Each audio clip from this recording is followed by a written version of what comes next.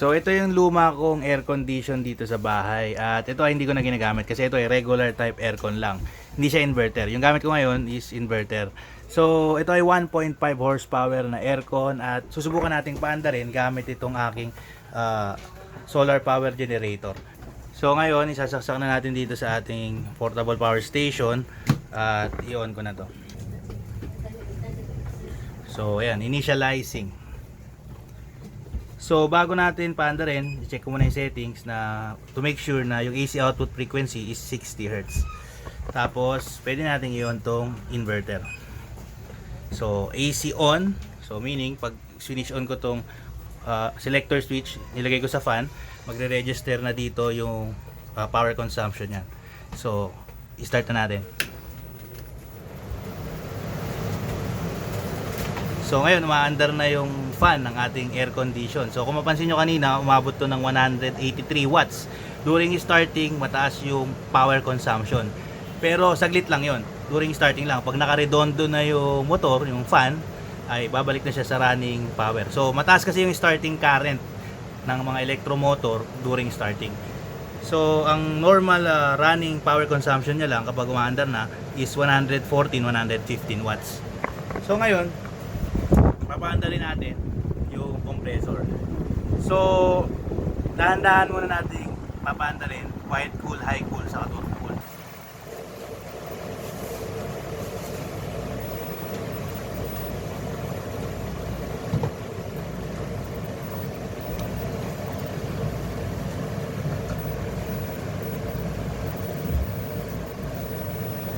So ayan, nakita nyo, umabot lang na more or less 965, 943, 942 watts yung ating power consumption.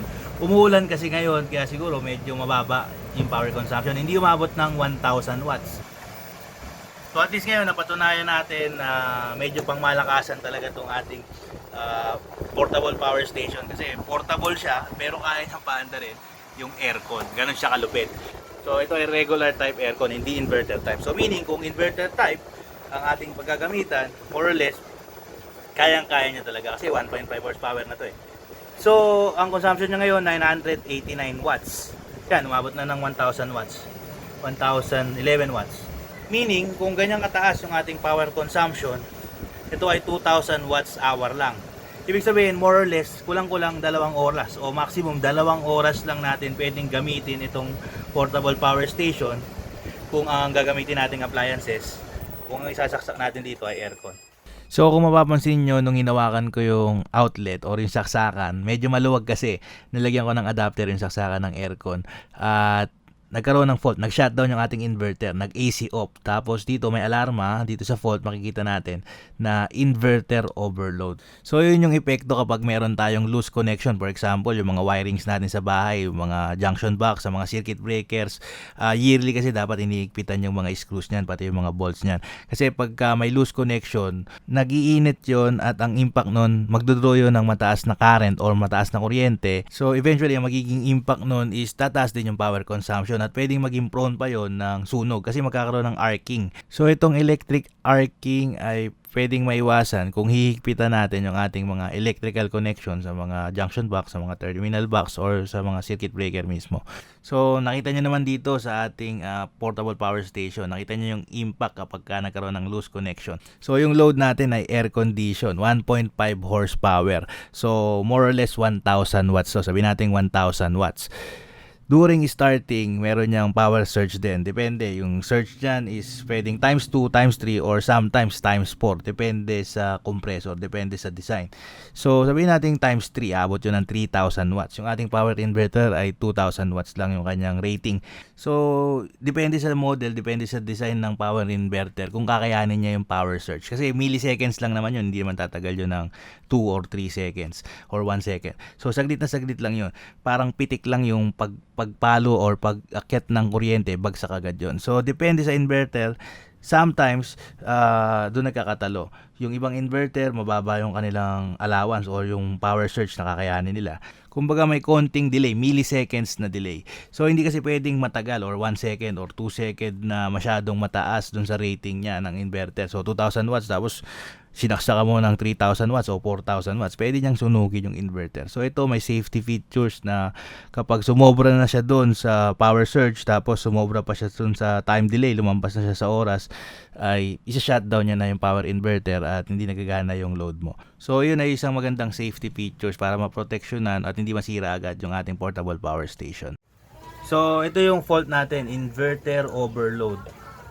So masyado mataas yung power. So ngayon, i-reset ko, i-off ko lang to. So hindi na to ma-on kasi may alarm. So hindi natin ma-on yung power inverter kasi mayroon tayong fault.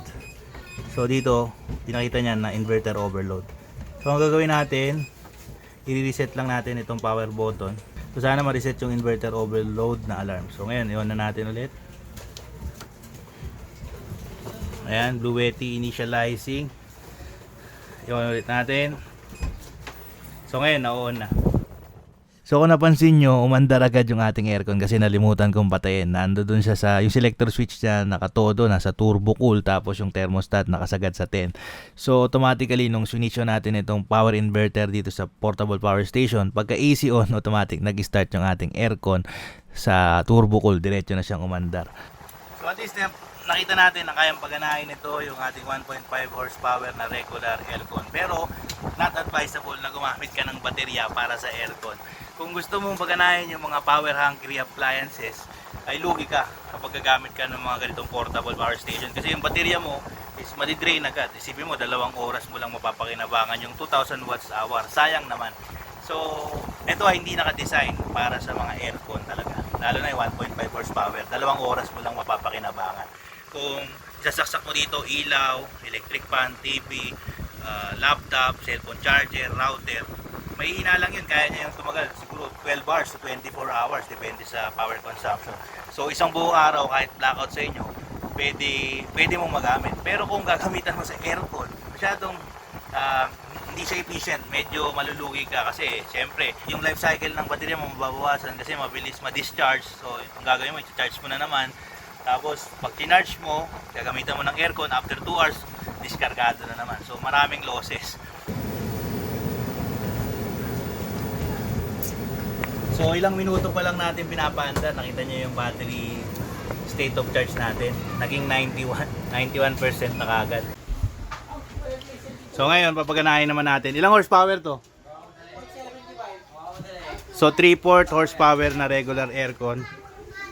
Paganahin natin, sasaksak natin dito kay Bluetti. Titignan natin kung gaano katagal na kayang paganahin yung 3/4 horsepower na yan. So saksak natin. Power on.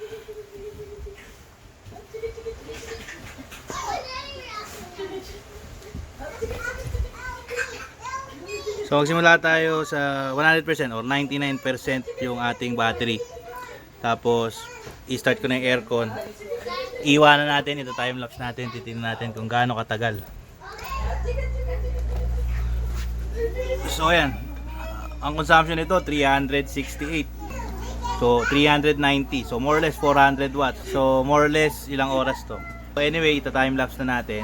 So obserbahan na natin. So nagsimula tayo sa 100% or 99% na battery, na full charge yung ating unit. Tapos ang oras is 12:58 base dito sa screen. So mag-aalauna ng tanghali yun. Pero actually mali yung orasan na yan. Alas 7 na ng gabi nung sinimulan ko yung testing na to. So nandito ako sa bahay nung nanay ko, sa kwarto ng kapatid ko to. At ito yung aircon niya, non-inverter regular aircon na 3/4 horsepower or 0.75 horsepower lang na aircon. Kalahati nung 1.5. So 0.75 horsepower lang. So kung yung 1.5 horsepower, ang estimate natin is 2 hours na lang kayang paganahin. Ito sa aking tansya, 4 na oras, maximum siguro 5 hours, depende sa start-stop ng compressor. Pero sa aking estimate, kung laging umandar yung compressor ng aircon, 4 na oras lang ang itatagal ng ating battery capacity. So pagdating ng battery state of charge sa 50%, ipopost ko yung video para makita natin kung anong oras naging 50%. Kasi nagsimula tayo 99%. So 1300 yung oras kanina nung in-start natin paganahin yung aircon na to. Ngayon pagdating sa 50% ng ating battery state of charge, ipopost ko muna yung video para tingnan natin kung anong oras na. So dito makikita natin na sakto 1500 or alas 3 ng hapon dito sa orasan na to, naging 50%. So nagsimula tayo 1300s, 1500s, 2 oras na siyang umaandar at na-consume niya na yung 50% capacity ng ating battery. Ibig sabihin, hindi na natin kailangan tapusin yung testing. Alam na natin, after 4 hours ay makukonsume niya na yung 100% na charge ng ating baterya. So, syempre, depende pa rin yun sa start-stop ng compressor. Kapag napalamig niya na kasi yung kwarto, itong mga non-inverter or regular type na aircon, pag napalamig niya na yung kwarto, i-stop na yung compressor. Pag uminit ulit yung room temperature, ay saka lang aandar ulit yung compressor ng aircon at mataas na naman yung consumption. So, nakadepende sa room temperature kung gaano kabilis niyang mapapalamig at gaano kabilis iinit yung loob ng kwarto na pinapalamig niya. So, for the sake of testing, hindi ko talaga pinalamig yung kwarto. Binuksan ko lang yung pintuan para hindi niya ma-reach yung desired temperature. Kumbaga, tinesting ko tong aircon na 100% or all the time umaandar lang yung compressor. So, hindi siya nag-i-stop kasi nga nakabukas yung pinto, hindi niya mapapalamig yung buong area. Most of the time kasi, concern ng mga tao is kung ilan ba ang power consumption ng 1 horsepower na aircon or 1.5 horsepower na aircon. So, dun lang sila bumabase. Natitaken for granted nila yung ibang mga factors na nakakaapekto sa pag-andar ng compressor ng aircon. Unang-una is gaano ba kalaki yung kwarto or yung bahay na papalamigin ng isang aircon. Siyempre kung undersize yung aircon, masyadong malaki yung area, masyadong malaki yung kwarto, hindi niya yun mapapalamig. Andar lang siya ng andar forever kasi nga sobrang laki ng area. Kahit pa anong gawin niya, kahit 24 hours siyang umandar, hindi niya ma-reach yung desired set point mo, lalo na kung positive 18 degrees Celsius yung set point mo, tas ang laki-laki pala ng area ng kwarto na pinapalamig mo, tapos maliit lang pala yung aircon mo. Pangalawa is yung set point temperature.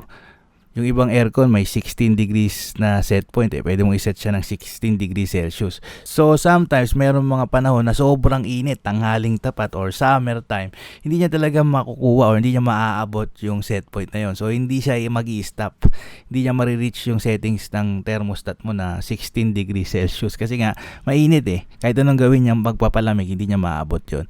So, ang isa pang factor is maraming tao doon sa loob ng kwarto na pinapalamig niya. Siyempre, pag maraming tao, maraming body heat na na-generate.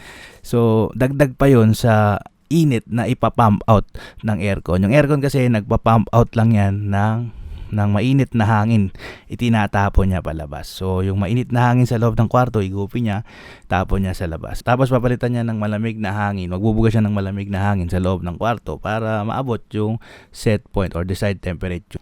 So anyway, dyan na magtatapos ang ating actual testing. At least napatunayan natin dito na kayang pagganayan ng ating portable power station ang 1.5 horsepower na aircon. Yun nga lang, sa maikling oras lamang.